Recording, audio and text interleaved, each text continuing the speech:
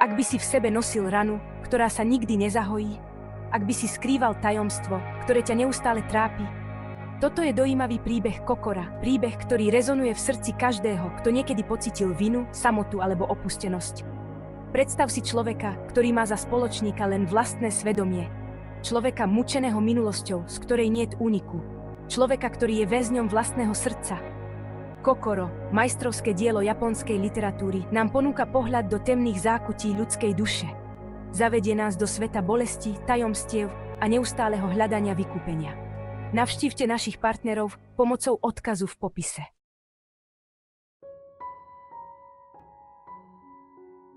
Príbeh sa začína mladým študentom a mužom známym len ako majster. Študent je fascinovaný majstrovou múdrosťou, no zároveň znepokojený hlbokým smútkom, ktorý vidí v jeho očiach. Vidí v ňom mentora, ale cíti, že za jeho mlčaním sa skrýva niečo viac, bolestné tajomstvo. Kto vlastne tento majster je? Prečo ho minulosť tak veľmi trápi? Čo sa skrýva v jeho vzdialenom pohľade a dlhých chvíľach ticha? Mladý študent, plný zvedavosti a hľadajúci vedenie, sa k majstrovi stále viac približuje. Netuší, že toto puto sa zmení na mimoriadnu cestu do hlbín ľudskej duše. Počas ich stretnutí sa majster pomaly začína otvárať. Zdieľa útržky zo svojej minulosti a odhaľuje fragmenty príbehu o láske, strate a zrade. Mladý študent bol fascinovaný tajomnou múdrosťou svojho učiteľa, senseiho. Každé stretnutie bolo lekciou samo o sebe, nie z knihy, ale cez tiché pozorovanie a výrečné ticho. Hoci bol sensei rezervovaný, zdalo sa, že nachádza pokoj v spoločnosti svojho nevinného žiaka. Medzi nimi sa začalo formovať jemné puto, zmes úcty, zvedavosti a rastúceho súcitu. Chlapca uchvátili senseiho príbehy, jeho úvahy o živote, láske a smrti. Každé slovo bolo ako semienko zasiate do úrodnej pôdy mladej mysle a predsa medzi nimi existovala neviditeľná stena, akoby ťarcha času, dobre strážené tajomstvo a bolesť mu poznačili dušu. Deň za dňom, týždeň za týždňom, mesiac za mesiacom, čas plynie ako voda. A puto medzi majstrom a žiakom sa prehlbuje s každým krokom, ktorý spolu urobia v tejto pokojnej japonskej záhrade. Obklopený tichou krásou prírody, majster zdieľa úlomky zo svojej minulosti, chvíle radosti, horkosti a stopy stratenej lásky. Žiak pozorne počúva, srdce sa mu zviera pri každom majstrovom priznaní. Cíti bolesť skrývajúcu sa za majstrovými slovami, hlbokú ranu, ktorá sa nikdy nezahojila. Jedného dňa, keď sa prechádzali pod prchavou krásou rozkvitnutých čerešní, majster sa zastaví. Jeho pohľad je stratený, vzdialený a ťažké ticho sa nad nimi rozprestiera ako plášť. Pauza 5 sekúnd. Sú veci, ktoré si nesieme so sebou celý život, povedal sensei, hlasom ťažkým od žiaľu. Chyby, ktoré sa nedajú vymazať. Činy, ktoré nás prenasledujú. Učeník mlčal. Chápal, že sensei sa mu snaží zveriť s bolestným tajomstvom. Tajomstvo, ktoré ho zožieralo zvnútra. Tajomstvo, ktoré ich oboch držalo v zajatí minulosti. Kedysi som bol zamilovaný, pokračoval sensei, len s ťažkosťami hľadajúc slova. Dopustil som sa neodpustiteľnej chyby a od toho dňa nesiem bremeno svojich činov. Učeník neodpovedal.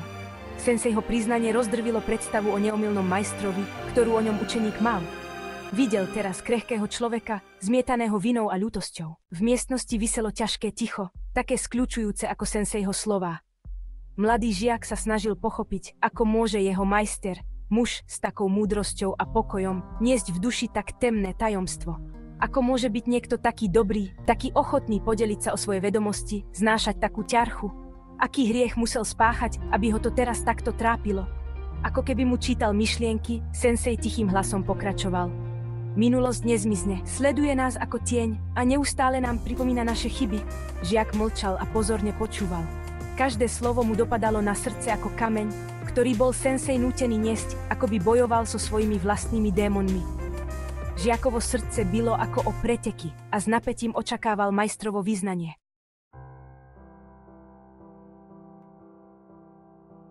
V tých časoch som bol mladý. Sensei začal rozprávať a jeho oči akoby sa vracali v čase, prežívajúc bolestné spomienky. Plný energie, ambiciózny a s istotou, že život mám pred sebou. Hovoril o priateľstve so svojím kamarátom, o silnom pute založenom na intelektuálnom porozumení a láske k literatúre. Potom hovoril o láske. Čistej a nepoškvrnenej láske k dievčine, krehkej a jemnej ako kvet čerešne. Láske, ktorú obaja priatelia zdieľali, ktorá bola svetlom a radosťou ich životov. Ale láska, povedal sensei so smútkom v hlase, môže byť aj zdrojom bolesti, závisti a zrady.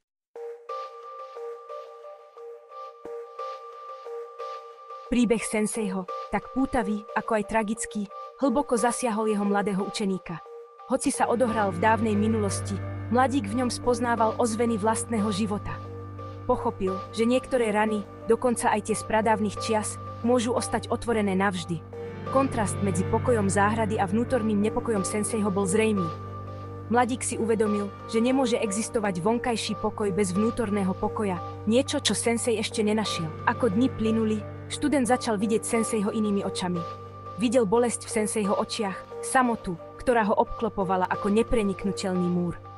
Pochopil, že sensei, napriek svojej múdrosti a rozsiahlym vedomostiam, bol zraneným človekom, väzňom vlastnej minulosti. Cítil túžbu pomôcť svojmu učiteľovi, ale nevedel ako. Ako utíšiť tak hlbokú bolesť? Ako môžeš pomôcť senseimu oslobodiť sa od bremena minulosti?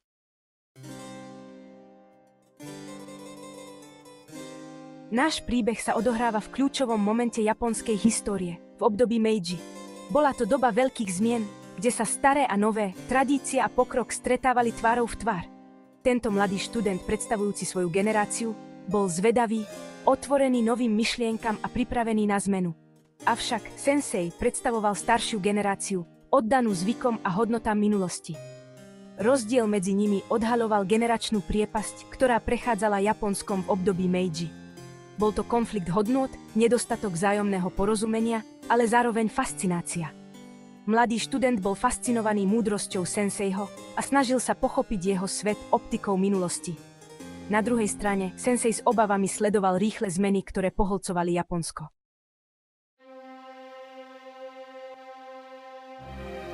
Obdobie Meiji bolo časom nebývalých zmien pre Japonsko. Mestá rástli ako z vody, továrne sa objavovali jedna za druhou a nové myšlienky zo západu zaplavovali spoločnosť. Toto rýchle tempo zmien vyvolávalo obavy u mnohých starších ľudí. Báli sa o staré zvyky, o morálne hodnoty a spoločenské normy, ktoré boli teraz spochybňované, a mnohí mladí ľudia sa im úplne obracali chrbtom. Sensei, ktorý hlboko ctil japonskú tradíciu, sledoval tieto zmeny so smútkom.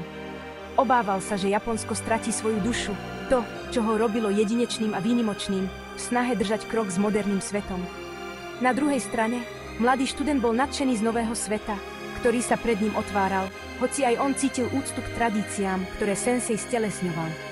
Bol súčasťou generácie uväznej medzi dvoma svetmi, hľadajúcej si svoje miesto v neustále sa meniacom Japonsku.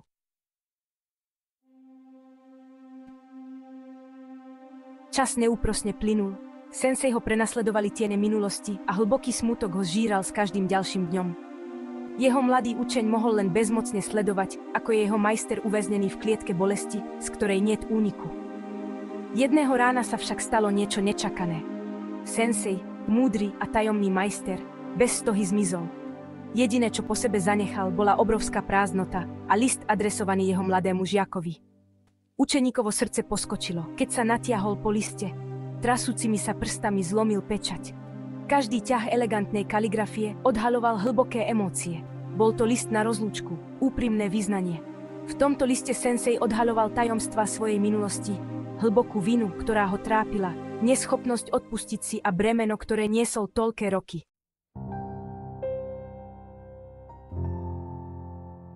Každé slovo, ktoré sensei napísal, prenikalo do duše jeho žiaka ako ostrý šíp.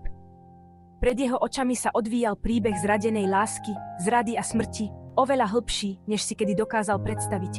Srdce mal sensei roztrieštené na kusy, keď písal o následkoch svojich činov, o osude svojho priateľa a o neznesiteľnej ťarche viny, ktorá ho drvila. Písal o neschopnosti nájsť pokoj, o nemožnosti odpustiť si chyby minulosti. Žiak teraz videl inú tvár svojho majstra, tvár poznačenú bolesťou a osamelosťou. Pochopil, že za maskou múdrosti sa skrýval zlomený muž, uväznený v putách svojich minulých chýb. List sa končil srdcervúcim rozlúčením. Sensei písal, že už nedokáže žiť s ťarchou výčitiek svedomia. Prosil svojho mladého žiaka o odpustenie za to, že ho opúšťa, za to, že už nemá silu bojovať so svojimi démonmi. Sensei zanechal hlbokú stopu v duši študenta. Vina, hnev a samota sa mu zmotali v srdci a zanechali v ňom obrovskú prázdnotu. Sensei, učiteľ, mentor, otcovská postava, ktorú vždy poznal, bol preč. Zanechal za sebou prázdno, ktoré sa nedalo zaplniť. Študent sa cítil sám, konfrontovaný s tvrdosťou života a zložitosťou ľudských vzťahov. Čítal a čítal senseiho list znova a znova, hľadal skrytý význam, kúsok nádeje, ale slová, vrité do jeho mysle, zostali nezmenené. Sensei si vybral útek, neschopný čeliť svojim chybám. Študent sa pýtal sám seba, či mohol urobiť niečo, aby zabránil tragédii. Podarilo by sa mu prelomiť múr, ktorý sensei postavil okolo. Mohol mu ponúknuť odpustenie, ktoré tak potreboval? Otázka zostala nezodpovedaná a v študentovej duši mala trpkú príchuť.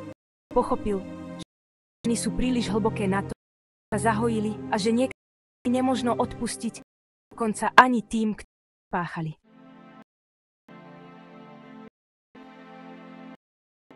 Kokoro je oveľa viac než len príbeh. Je to dojímavá cesta do hlbín ľudskej duše, zamyslenie sa nad vinou, hnevom a tiažou minulosti. Príbeh senseiho a jeho žiaka presahuje generácie, pripomínajúc nám krehkosť ľudských väzieb a silu potláčaných emócií. Román od Natsume Sosekiho je nadčasové dielo, ktoré si získalo srdcia čitateľov po celom svete. Vyzýva nás, aby sme sa zamysleli nad svojimi rozhodnutiami, výčitkami a schopnosťou čeliť následkom svojich činov. Ak vás toto video zaujalo, ak vo vás prebudilo túžbu po objavovaní a reflexii, neváhajte si prečítať román Kokoro. Ponorte sa do bohatého jazyka plného emócií a poézie od Natsume Sosekiho. Kokoro je oveľa viac než len príbeh. Je to okno do ľudskej duše, zamyslenie nad vinou, ľútosťou a ťarchou minulosti. Príbeh učiteľa a jeho mladého žiaka je nadčasový a pripomína nám krehkosť našich väzieb a silu potláčaných emócií. Román od Natsumeho Sosekiho je nadčasové dielo, ktoré inšpiruje čitateľov po celom svete. Núti nás premýšľať o našich rozhodnutiach, o našich chybách a o našej schopnosti niesť následky svojich činov. Ak vás toto video zaujalo, ak vo vás prebudilo túžbu spoznať lepšie seba a svet okolo, ponorte sa do sveta Kokora. Nechajte sa uniesť jemným a poetickým Sosekiho štýlom na tejto ceste. Ďakujeme za zhliadnutie. Ak sa vám video páčilo, nezabudnite dať like, prihlásiť sa na odber kanála a zdieľať toto video. Vaša podpora nás motivuje tvoriť kvalitný obsah. Pozrite si aj ďalšie videá na našom kanáli, možno vás zaujmú. Like, abonázate, distribuujte.